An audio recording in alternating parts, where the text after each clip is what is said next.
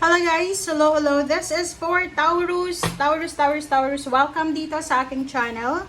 Kapalaran 888 guys. Alamin natin kung anong messages, vibration, energy gabay para sa lahat ng Taurus friends natin na nanonood.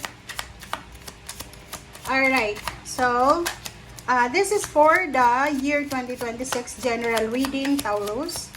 Tingnan natin guys kung anong message ang para sa'yo. Okay. Okay, na pa ba ang available message? Okay, last card. Okay, Taurus, you have 4 cards. High Priestess, number 2, number 9, 9 of Swords, and the Tower in Ace of Cups. So, ang 4 cards na to ay para to sa pera. Okay, pera, trabaho, negosyo, pagkakakitaan. Sinasabi ng baraha sa'yo dito na aapaw yung cups mo. Magiging sobrang masaya, magiging balanse, magiging peaceful yung financial mo, Taurus, for the year 2026. Sinasabi ng baraha sa'yo dito na maybe ngayon, kasalukuyan, marami kang mga utang, marami kang mga parang expenses, mga kailangan na kailangan mong i-settle, okay?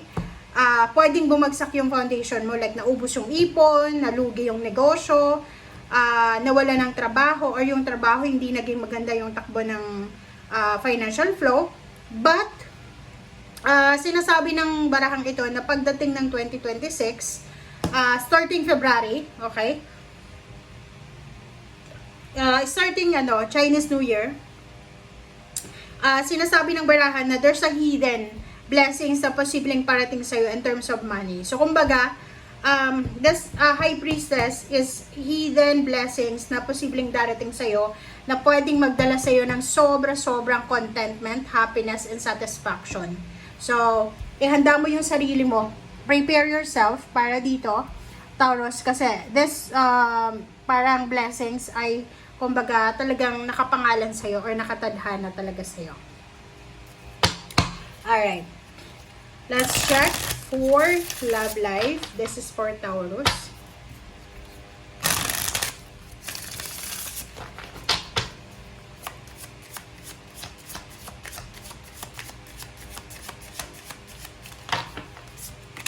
Alright, so taking a break will allow you to recharge. Wow!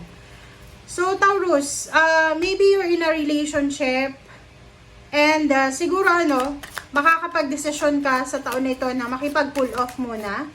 Or maybe this year, ang gagawin mo ngayon is magpo-focus ka muna sa sarili mo para parang ang feeling mo kasi suffocated ka sa relationship or hindi ka na masaya or parang feeling mo ang bigat ng obligations, ng responsibility.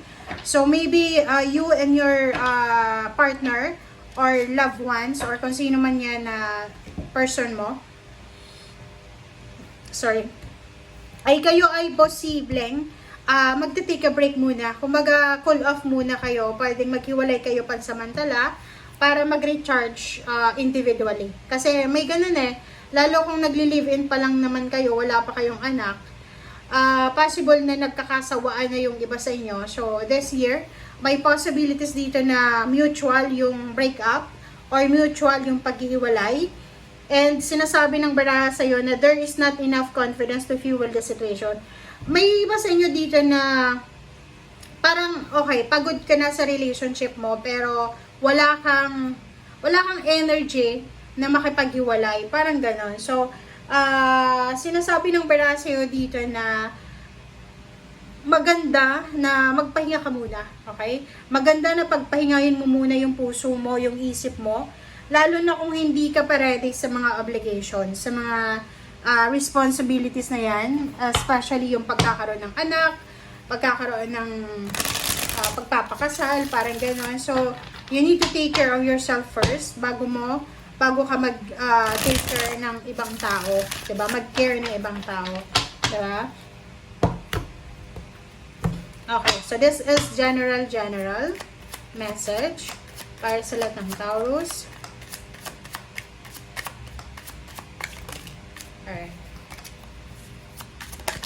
Okay. Okay, Knight of Wands and Four of Swords.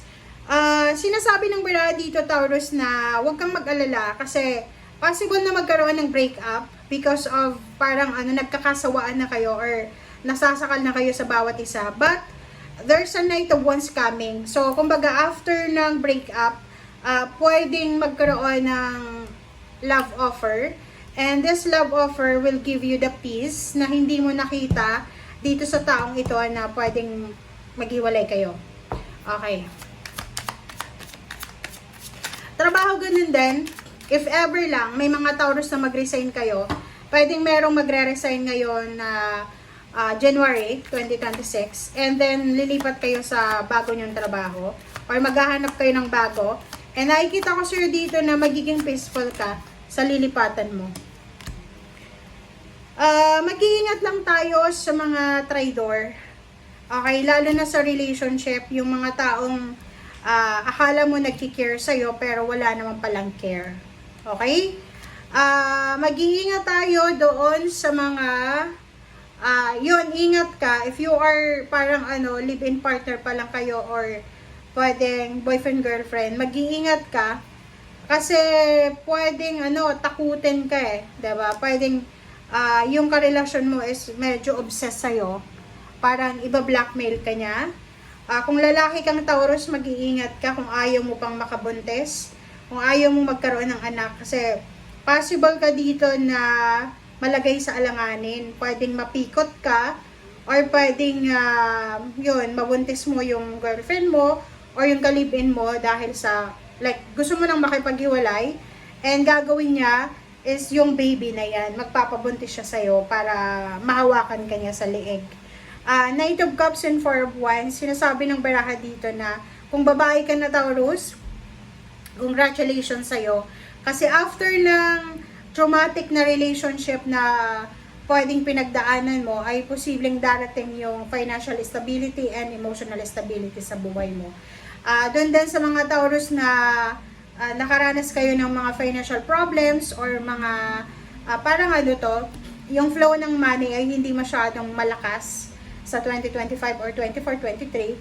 Ngayong 2026, sinasabi ng baraha sa'yo na there's a blessing, okay, an offer na pwedeng magdala sa'yo ng pagkakataon para matupad mo yung pangarap mong pagpapagawa ng bahay, matupad mo yung pangarap mong pagpapakasal, or matupad mo yung pangarap mong posisyon sa trabaho, or kung ano man na gusto mong simulan na negosyo.